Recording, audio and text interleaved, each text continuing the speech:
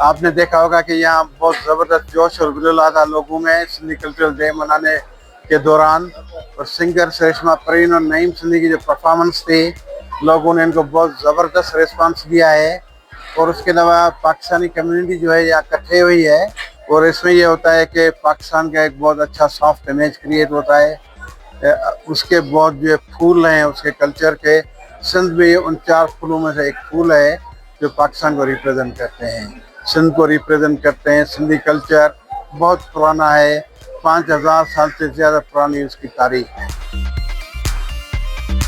और हम सब ने भरपूर तरीके से इसको एंजॉय किया। आपने सिंधी सकाफत और तहजीब के रंग हर जगह नुमायाँ देखे होंगे।